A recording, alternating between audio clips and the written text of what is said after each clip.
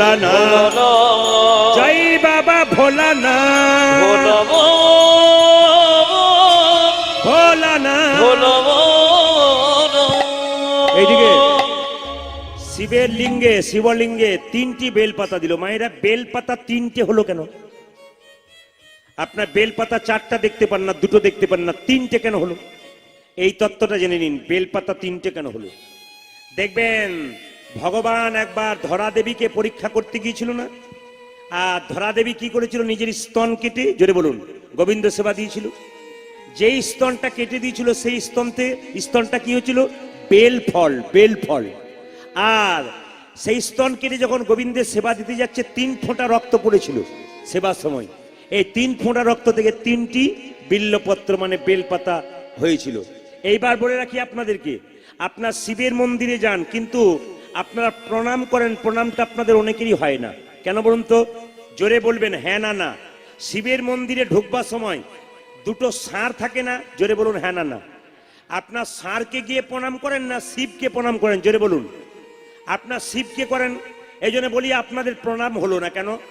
আপনারা যখনই শিবের মন্দিরে যাবেন তখন প্রথমে ষাঁড়কে প্রণাম করবেন। ষাঁড়টাকে আগে জানতে হবে। বলছে গয়াসুরের বাবার নাম ত্রিপাসুর, যে গয়াতে আপনারা পিণ্ড প্রদান করেন। ওই গয়াসুরের বাবা ত্রিপাসুরের সঙ্গে বাবা শিবের একবার যুদ্ধ হচ্ছিল। বাবা শিব কোনো মতেই পারছিল না। তখন নারায়ণকে স্মরণ করলো। নারায়ণ বলল কি চাই? শিব বলল আমাকে পিঠে চাপিয়ে তুমি যুদ্ধে জিতিয়ে দাও। ভগবান নারায়ণ ষাঁড়ের রূপ ধারণ করে বাবা শিবকে পিঠে চাপিয়ে ত্রিপাসুরকে হত্যা করেছিল। ওই জন্য বাবা শিবের আরেক নাম ত্রিপুরারি। মায়েরা, এইবার বাবা ভোলানাথ বলল ওগো প্রভু নারায়ণ, তুমি যখন ষাঁড়ের রূপ ধারণ করে পিঠে চাপিয়ে আমাকে যুদ্ধে জিতিয়ে দিলে, আমার যেখানে যেখানে মন্দির হবে আগে তুমি ষাঁড় রূপে বসে থাকবে। প্রত্যেকটি ভক্ত বা ভক্তিমতী মা যদি মন্দিরে এসে প্রথমে তোমাকে প্রণাম করে তারপর আমাকে প্রণাম করে, তবে প্রণাম করা সার্থক হবে, নইলে প্রণাম বেকার হয়ে যাবে। আপনারা জেনে নিলেন, কাল থেকে শিবের মন্দিরে যখন যাবেন ষাঁড়টাকে প্রথমে প্রণাম করবেন। কেন ষাঁড়টাকে? জোরে বলুন। ষাঁড়টা হলো নারায়ণ, এই জন্য ষাঁড়কে আগে প্রণাম করুন, তারপর শিবকে প্রণাম করুন। এই দেখুন বেলপাতাটি আঁচলে পড়লো, সেই দিন থেকে বিল্লমঙ্গল গর্ভে এলো। পদকর্তা বর্ণনা করলো কৃষ্ণ বেন্না নদীর তীরে, কৃষ্ণ বেন্না গ্রাম। আপনার উলুদ ধরে দেবেন। কেন? হরে কৃষ্ণ। বিল্লমঙ্গল জন্ম নিচ্ছে, উলুদ ধরে দেবেন। কৃষ্ণ বেন্না নদীর তীরে, কৃষ্ণ বেন্না গ্রাম, তথায় আসি জন্ম নিল বিল্ল ঠাকুর।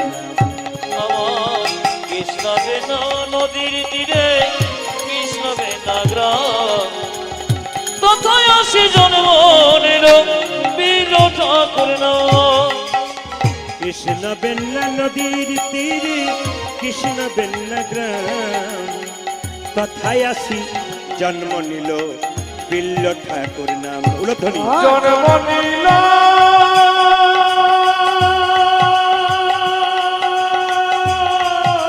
নিতাই গৌর হরিবল হরিবল হরিবল।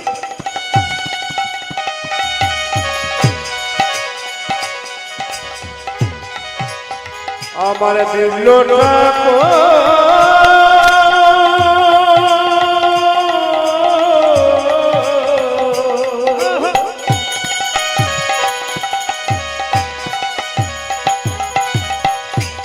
জন্ম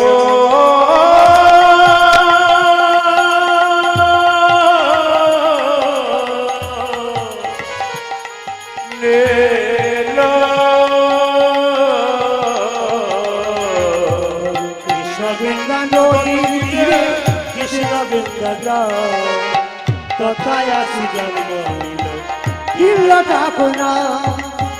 কৃষ্ণ বেন্না নদীর তীরে, কৃষ্ণ বেন্না গ্রাম, তথায় আসি জন্ম নিল বিল্ল ঠাকুর নাম। আমার জন্ম নিল বিল্ল ঠাকুর নাম। তথায় আসি জন্ম নিল বিল্ল ঠাকুর নাম। দিকে গেলে দেখবো কুন্তি কৃষ্ণ ভক্ত, তার বৌমা দ্রৌপদী কৃষ্ণ ভক্ত, তার বৌমা উত্তরা কৃষ্ণ ভক্ত। আপনি হবেন, আপনার সংসারে সবাই এক এক করে কৃষ্ণ ভক্ত হয়ে যাবে। আর দেখবেন যে বাড়িতে কৃষ্ণ ভক্ত সবাই হয়ে গেছে সে বাড়িতে যে কি শান্তি, যার বাড়িতে হয়েছে সে জানে, আর যার বাড়িতে হয় নাই সে জানে না। এই যে সংসারে সংসারে এত বিবাদ, হিংসা, মারামারি, ঝগড়া, এগুলো থাকবে না যদি আপনার সংসারটাকে তপবন করতে পারেন। তপবন মানে কি? যে সংসারে একটু তপস্যা হয়, ভগবানের নাম কীর্তন হয়। আর যে সংসারে ভগবানের নাম কীর্তন হয় না, ওটা বাঁশ বন। বাঁশ বন কেন বললো? যেমন দেখবেন বাঁশ বনে থাকে কি, বাঘ থাকে, শৃগাল থাকে, কুকুর থাকে। ওরা নিজেদের মধ্যে কি করে? শুধুমাত্র খামচা খামচি করে, মারামারি করে। সংসার যদি বাঁশ বন হয়, ছেলে মেয়ে বাবা মা খালি খামচা খামচি করবে, ঝগড়া করবে, সেখানে তপবন কোনোদিন তৈরি হতে পারবে না। ওই জন্য মায়েরা, নারী যদি নারীর মতো হয়, পুরুষকে উপরে ওঠায়। নারী ছিল কে? চিন্তামণি। পতিতা মেয়ে হয়ে বিল্লমঙ্গলকে কৃষ্ণচরণ পাইয়ে দিয়েছিল। নারী ছিল কে? রামী, রজকিনীর মেয়ে, চণ্ডীদাসকে ভালোবেসে পদকর্তা তৈরি করেছিল। নারী ছিল কে? নারী ছিল পদ্মাবতী, যিনি জয়দেবকে ভালোবেসে একদিন কৃষ্ণচরণ পাইয়ে দিয়েছিল। আর নারী ছিল কে? শ্রীবাস ঠাকুরের স্ত্রী মালিনী। কেন না? শ্রীবাস বাড়িতে নাম যজ্ঞ দেবে, প্রচুর টাকা খরচা। তখনকার দিনে শ্রীবাস কাঁদছে, ও 3 ভাই সরে গেল, বললো তুই নাম যজ্ঞ করাবি, আমরা তোর সঙ্গে নেই, টাকা দিতে পারবো না। শ্রীবাস যখন কাঁদছে মায়েরা, তখন শ্রীবাসের পাশে একটা মেয়ে এসে দাঁড়িয়ে গেল। কে বলুন তো? ওর স্ত্রী মালিনী। স্বামী তুমি কাঁদছো? চোখের জলটা মুছিয়ে দিল। সঙ্গে সঙ্গে জিজ্ঞেস করলো, তুমি আমার চোখের জল মুছিয়ে দিলে, কিন্তু যে টাকা পয়সার দরকার সেটা তুমি মেটাতে পারবে? মালিনী বলল, তুমি কোনো চিন্তা করো না, আমি তোমার পাশে আছি। তুমি যখন আমাকে বিয়ে করেছিলে, তোমার বাম অঙ্গটা আমাকে দিয়ে দিয়েছিলে, ওই জন্য আমি হলাম বামাঙ্গী। তোমার সঙ্গে আমার যখন বিয়ে হয়েছিল, তখন আমি তোমার অর্ধাঙ্গিনী। তোমার দুঃখের অর্ধেকটা ভাগ আমার, তোমার সুখের অর্ধেকটা ভাগ আমার। তোমার চিন্তা নেই, তুমি বসো, আমি আসছি। বাড়ির ভেতরে গেল মা, এই দেখুন আঁচলে করে কি এনে স্বামীর সামনে দাঁড়ালো। স্বামী বলল, শ্রীবাস ঠাকুর বলল, কি এনেছো? আমার বাবা বিয়ের সময় যে গহনাগুলো দিয়েছিল, সেই গহনাগুলো তোমায় দিয়ে দিলাম, এগুলো বিক্রি করে নাম যজ্ঞ করো।